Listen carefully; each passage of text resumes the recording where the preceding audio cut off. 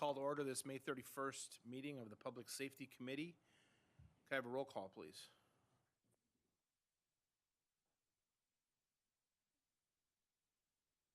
Chairman Plufka. Here. Alderwoman Sims. Here. Alderman Lockmiller. Here. Alderwoman O'Neill. Here. Much. The next item up is the approval of the agenda. Has everybody had a chance to look at the agenda? If there are any additions or redactions? Sunny, do you have any changes to the agenda? I do not. Okay. Seeing none, the agenda will stand as approved. The next item up on our agenda are citizen comments. If there's anybody in the audience electronically or here tonight who wishes to address this committee on any issue of public safety, you'll be given 3 minutes. Please identify yourself by name and address. No one online. Thank you. Our next item on the agenda is the city administrator's report. I have nothing. Thank you very much. The next item on our agenda, number 5, are the committee and chair reports. As chairman, I do not have a report. Alderman Lockmiller? No report. Thank you. Alderwoman Sims? No report. Thank you. And Alderwoman O'Neill? Thank you very much. We turn our attention to item number 6, which are the department reports. We'll start with our police department.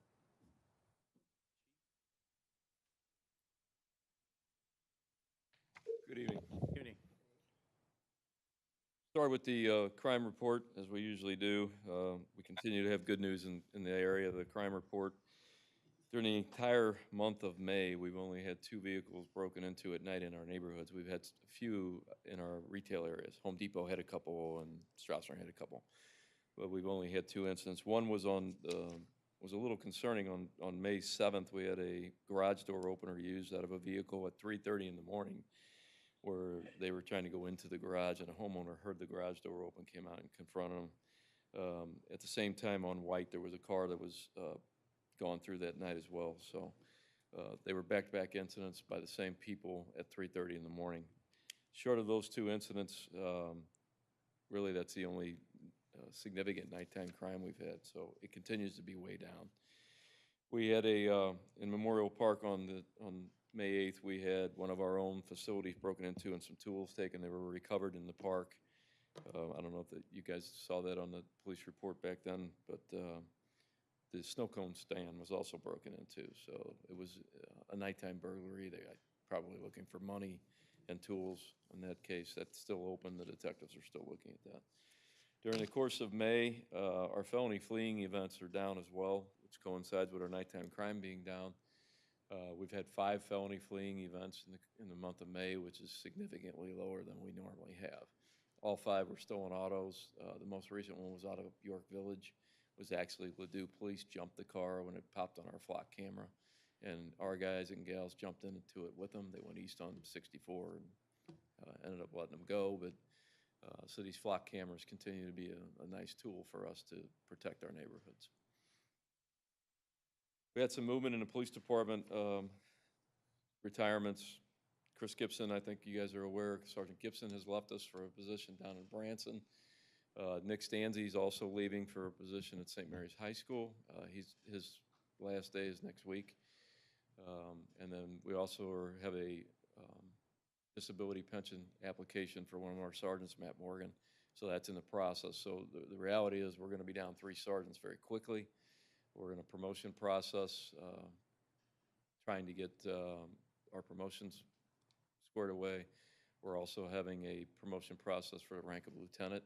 So hopefully within the next 30 days or so, we'll be asking BOLA to approve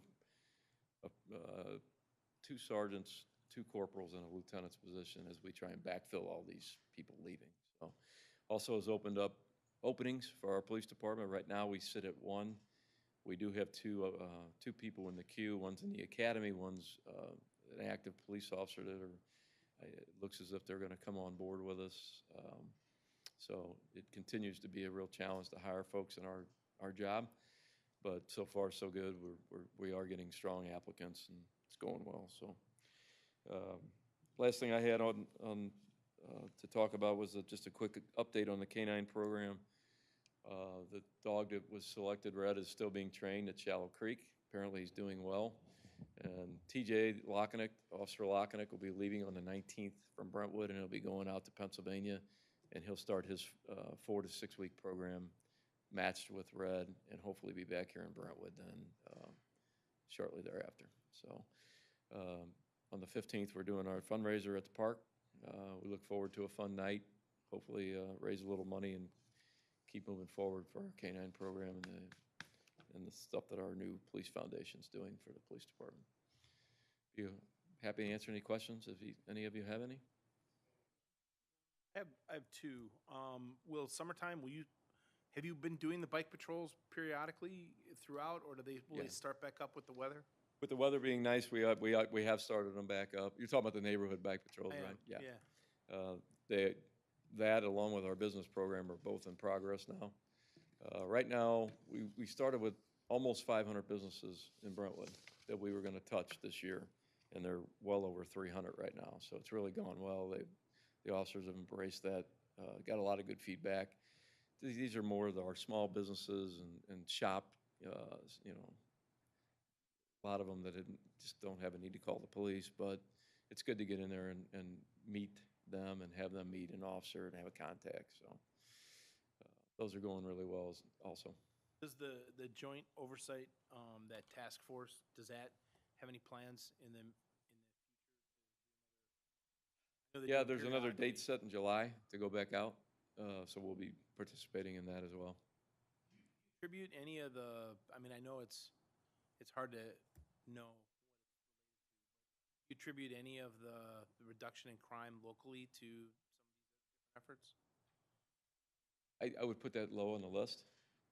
I would put the number one reason why we're seeing a significant increase is the pressure that was put on juvenile court. I think that's the number one reason why these kids are less likely to be out here installing cars in our driveways at 3 in the morning, because they're actually being held now.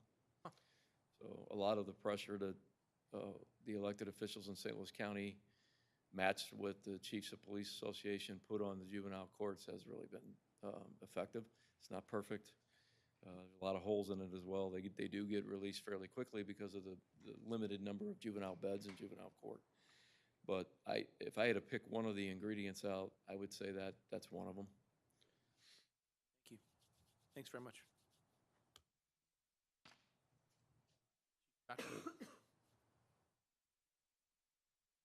Good evening. Start with my department update. And just want to highlight a few things that's happened in the last month. The ARPA grants through Department of Public Safety has progressed for us, actually. It's been a nice change there.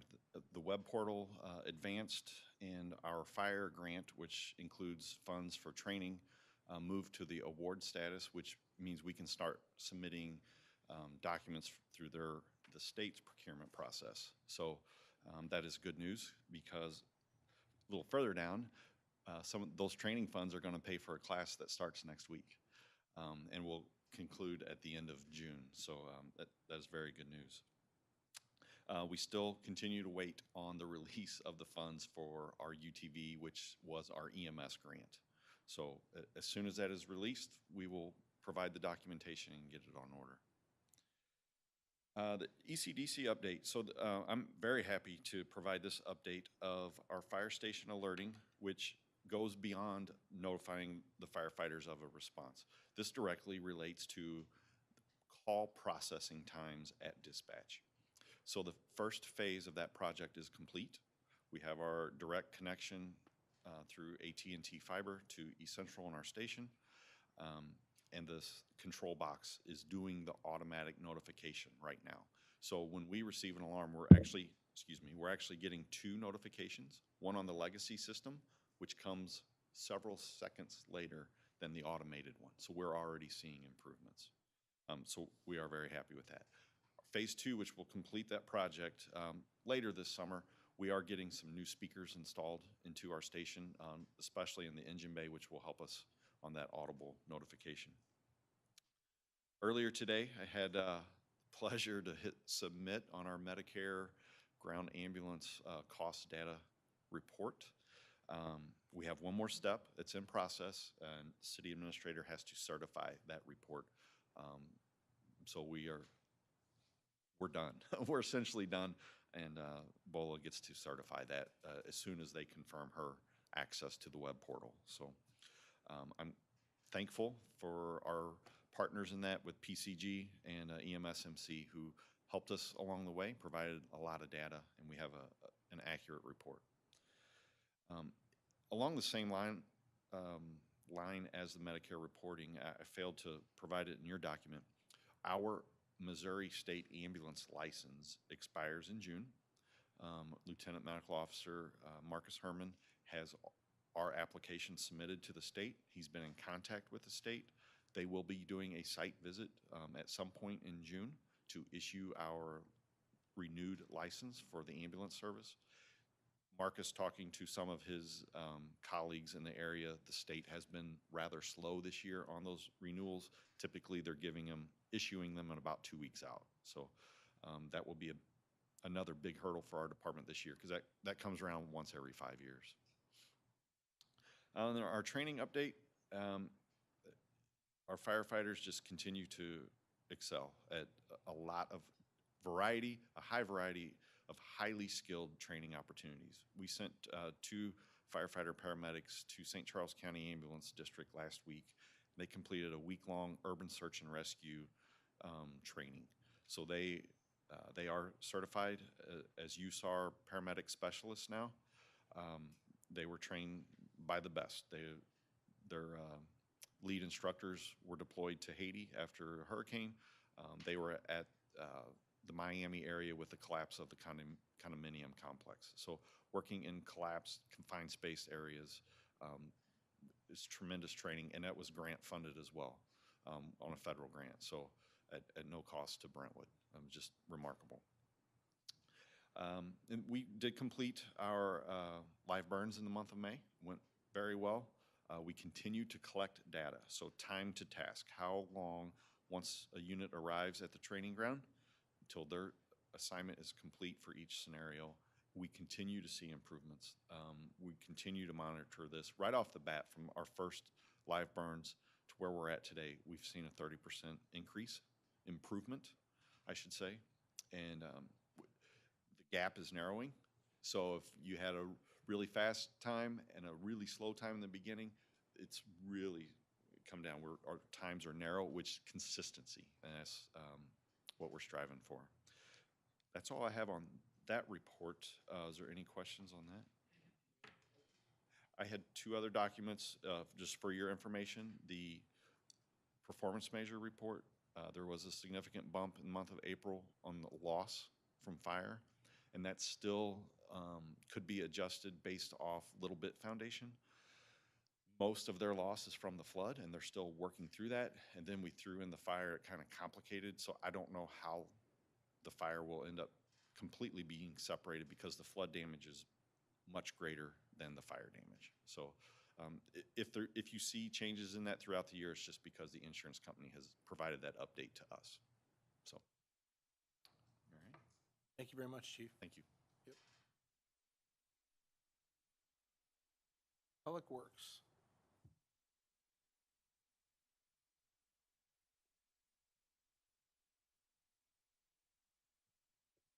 Okay, yeah, I got several different miscellaneous projects included in here. So the first one is Leewin Trail. The scour baskets, the big baskets full of stone and fabric, those are all installed. So all 3 slope areas have been shored up, so it should stabilize that bank. The decorative fence is up on the north side of the bridge. The remaining work is the trail itself. So that's being subbed out. Castle doesn't do that work, but their sub is due to show up either Friday or Monday, probably Monday is what I'm thinking, with this being a short week.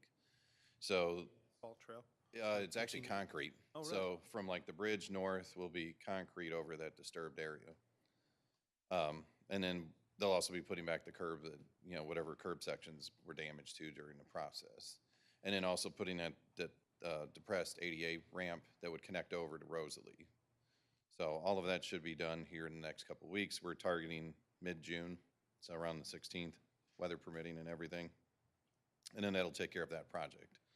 And then once we get all the invoices turned in, then we'll submit those to Eric so that then he can turn it into FEMA, because part of this is reimbursed back. You know, if you recall, this came from the general fund, you know, initially, and then some of this will be given back to the city due to the July flood events, July 2022, that is, so. Brentwood Place, I know we had the board pass an ordinance, staff put up the signage, so if you go over by the Mobile on the Run on the north and south sides of Brentwood Place, just east of Brentwood Boulevard, there's yellow curb, there's no parking, standing, stopping signs on both sides of the road. I don't know if people have been violating it, that's an enforcement question, which I'm sure the chief can always respond to. Strassner Crosswalk, that work, TAPCO came yesterday into town and met us up there this morning. All the signs that are part of this Vismark system were installed today. So they're going back out around 8:30 when it's low level light and calibrate the lighting system that's on top of the poles. So in the future, whenever you press the push button on either side of Strassner between Memorial Park and basically the YMCA, all 4 warning signs will flash at the same time. And then there's also a beam that projects. If you look now on the pavement, there's 4 arrowheads that are yield, the little triangles. It'll shine a line on those, indicating that's where the cars are supposed to stop. So this is a trial program. It didn't cost us anything for the equipment. The only thing I had to buy were the stencils to do the yields and the lift, you know, because we needed a cherry picker lift to put people up there and change out the solar collector. So whenever they're gone, I would assume it'll be working correctly.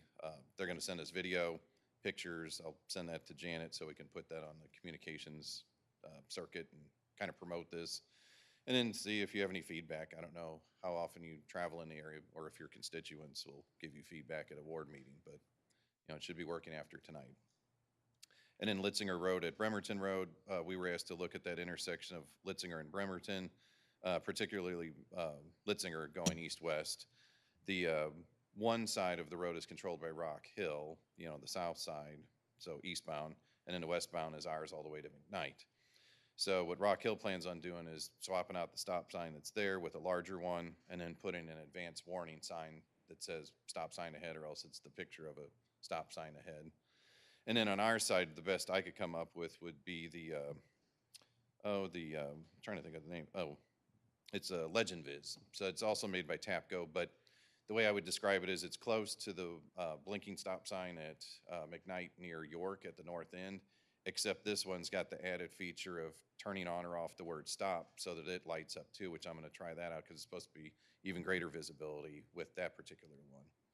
So the goal is to get all that improved before the next school year. So, you know, they're just release them, the students, and then we'll be putting that in concert with Rock Hill.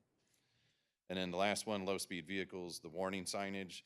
We talked about it a little bit at Public Works, and then I thought, well, it's probably better addressed through public safety. So there is a memo in your packet.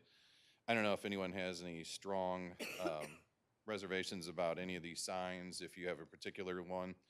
These are kind of all over the place. MUTCD is more warning of golf carts in the area of cars, like kind of like share the road. These are unique signs that aren't really governed by them, but are like no motorized vehicles, no carts. You know, the GRG that's near my house, it's just a yellow diamond that's 24 inches square that says no motorized vehicles. I don't know if we wanted something like that with then a picture of a cart. I was trying to find something that would be easy to decipher if you're driving in your low-speed vehicle, that before you enter this trail, you're not supposed to be there. Right. Before it actually happens. I mean, what about that? So does anybody have any thoughts about that? I mean, I was thinking about the fact that we went to great lengths in our ordinance to differentiate between golf carts and Right. low-speed vehicles. And if the signage says no golf carts, they're going to drive by and Right. go, well, I'm not driving a golf cart, I'm driving a low-speed vehicle. Since these are made up custom, we can strike that and just put no low-speed vehicle, Right. you know, beyond this point, or. I like the pictures with the, you know, with the thing through it. Yeah, go ahead. I just don't avoid confusion for technically not a motorized vehicle, Right. not have somebody out there and have them. I think if we change it to low-speed vehicle, it would just be specific to that. And then I know you can actually put in small print, like ordinance number, and then the number. That way, if it's further confusion, you know, you could look it up on the city's website if you wanted to. I know Ladue does that with like What noise about the, ordinance what and about stuff. the more, the generic?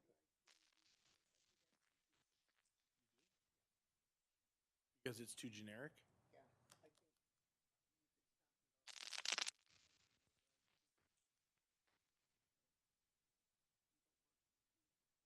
I like to picture the golf cart with the X. Funny, has Alderman Pluffket, Yeah. is there an issue with just having the sign say no motorized wheeled vehicles? I can tell you anecdotally, and it's really not. I can't say I've seen any low speed vehicles kind of running roughshod over our new trails in the Brentwood Park area. It's other types of vehicles. The like little motorcycles, little put a motor on something that would Right, be right. and I feel like I see that pretty frequently.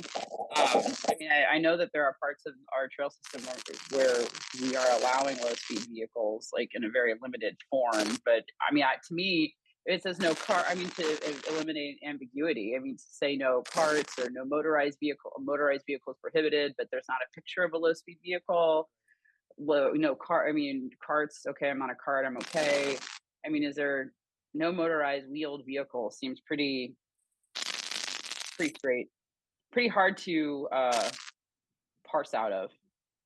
That was my two cents. That was a sign I liked.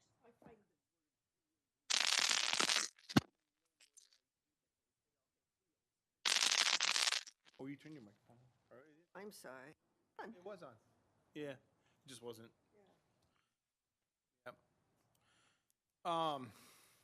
So are you, do you have any, I was thinking like it would be like a yellow diamond, but with the highly reflectorized backing, so you could see it under low level light, and it would be no motorized vehicles, and we could probably have them, you know, depending on the size of the sign, maybe we bump it up to 36 inch and then put the little pictogram that, even though technically it shows a golf cart, it's pretty much looking like a low speed vehicle. And then if we can squeeze in the text, we would just put the ordinance number on there as well. I mean, we can just draft something, send it to them, see if they can make it. Not necessarily, it was not suggested at one time, but I'm not going to sit there and go through something. but there are people that are gonna try to say, yeah, I didn't violate the ordinance because I looked it up and it didn't say, you know. Yeah, can you, would Okay. it be possible to just put that together and come back with a, you know, something that Yeah, shows we could- what yeah. you're kind of preferring? yeah, we could do a proof of it. I could send Yeah. it to the sign shop, say, can you make this? And then figure out what the Yeah. cost is, and then do a total analysis on it and come Yeah. back and say, this is what we want to do. And There you go. then we'll have to pick out like sort of where it is too, so we know the exact quantity. You mean where to put them up? Right, like I don't want to clutter the new park and all that with signs all over creation. I would prefer to put it like before the tunnel on either side of Manchester, because like Right. you're not supposed to go through the tunnel. And we Right. really don't want you driving those things down south of Manchester to the new pavilion, Right. even though Alderman Bluff. technically I know it would fit. I believe Eric has identified the spots. And we Spots. can bring that back to Great. Yep. you all next meeting. Like maybe out by the event Right. pavilion Right. and, okay. Okay, Yep, that's it. We'll have a proof Thank you very made and much. bring it back. that's great.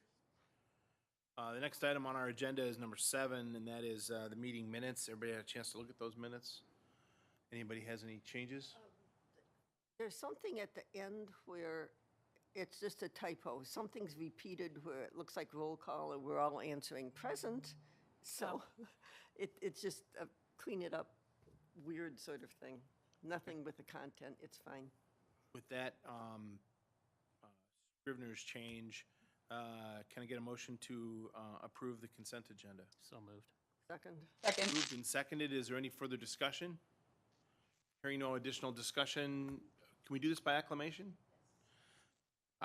Everybody in favor of approving the meeting minutes, say aye. aye. Aye. Any opposed? Passes. Thank you. We're now on to new business, Patton Avenue streetlight feasibility. Up here. Right. So Patton Avenue, we were asked to look at possibly doing a street light.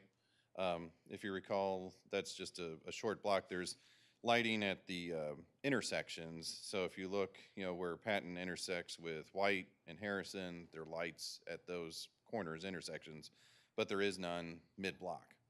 So we had utilities located. We also took measurements on existing lights that we have in the system. We were trying to squeeze in a solar light. We have an extra one like we used at York. The problem with those would be that the foundation's too big. So we measured all the York ones. They're all 24-inch circular to support those lights that kind of taper the solar ones. So that won't work because there's only 18 inches of space between the curb and the sidewalk. You'd have to rip out the sidewalk panel, squeeze the panel over, or try to get an easement and jog around in someone's front yard, which I don't think they would really like. So we looked at the other solar kind like we did on Laverne Court and elsewhere. Those have a smaller footprint. They're roughly 14 inches. So again, it's just a game of inches you're playing with there. What we need to do is actually dig up the water line on the west side because the gas main on the east side won't allow us to put it in anywhere along there. The gas line runs parallel through that green space the whole length. So unfortunately, the east side won't work. The west side, I don't know that it's going to work. We're getting a quote and some specs on the solar light to see if the foundation's changed since the 14-inch. Maybe it's even smaller, but assuming it's 14 and assuming you only have 18 inches, that gives you just a couple inches of free play on either side. So we really need to find the water main. We would put it mid-block, but we'll dig up beforehand, see if there's anything that prohibits us from doing it. And if there is, then we really can't go any further. We need to do the feasibility first before contacting. We've already made contact with one of the residents. She said that the group supports it, but we really don't need signatures and support if it won't work. I don't want to get the signatures of people with the expectations we're putting in a light. Is there anything you need from the board then? Or the No, committee? I just want to make you aware that we're looking at it and we're real close to an answer, whether it's a yes or a no. But right now it's not looking great, but I don't want to say definitive no until we get a little more field investigation work. Yeah, the committee have any questions? No, I just like to thank Dan for checking into all that and let us know at the next meeting, I guess, Yep, what you we find. can do that. Thank you very much. Thanks, Dan. Thanks. The next item under new business, I believe, is with the police department. It's a utility vehicle to be paid for out of the asset forfeiture fund. Yes, sir. The police department's requesting consideration for the purchase of this UTV that would be used in our park areas to transport our officers, do patrols, emergency response stuff, and also to assist citizens as needed. The budget of the asset forfeiture is listed in the memorandum that you have. It's a little over $108,000 currently. We would like to do a budget adjustment for this year, and it's about a 4-month, roughly 3 to 4 months period to get this thing built into us. So once the order goes in, it takes that long to do. So this is a situation where the bidding process is not necessary because it's a government bid contract off of the Sourcewell bidding process. So a sole source bid for this is appropriate.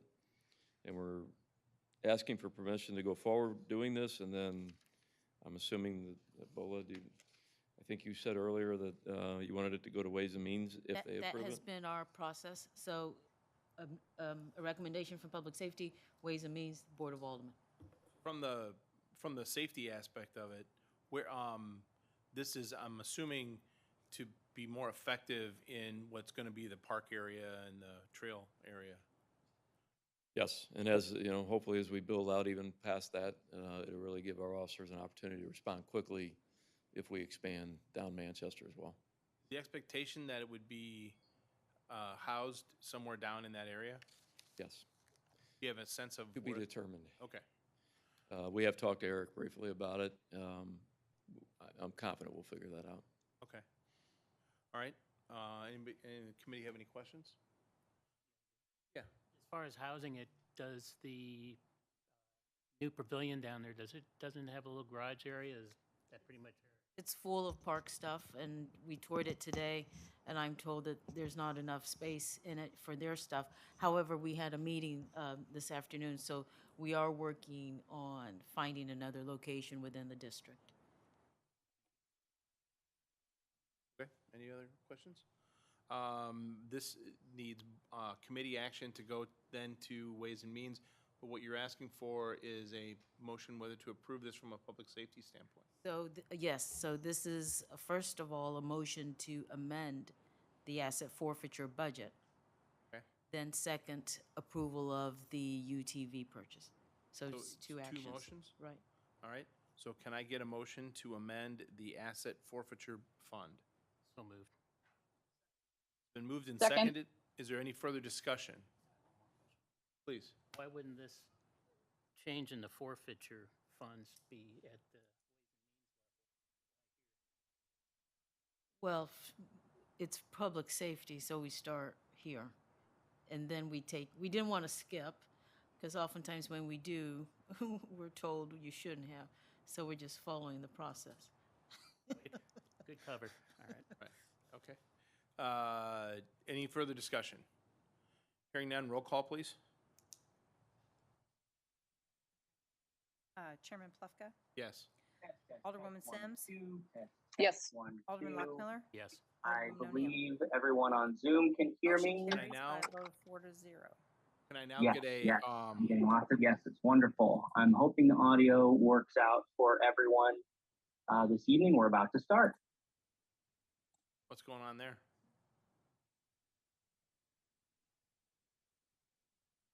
Another Zoom meeting. Huh. Are they in the building? Okay, well, that's I don't know. All right, so can I now get a motion to approve the purchase of a UTV using funds from asset forfeiture fund? It's been moved and seconded. Is there any further discussion? Hearing none, roll call, please.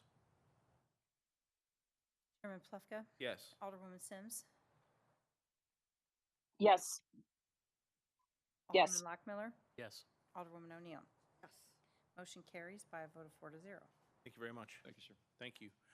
We now have a second time for citizen comments. If there's anybody in the audience or electronically by Zoom and mean to be here, and they want to make any comments with regard to public safety or issues involving public safety in the city of Brentwood, you'll be recognized for a period of at least 3 minutes. Please state your name when you sign in. No one online. Okay, I now declare the citizen comments section closed, and seeing no other agenda items, I also further declare this meeting adjourned.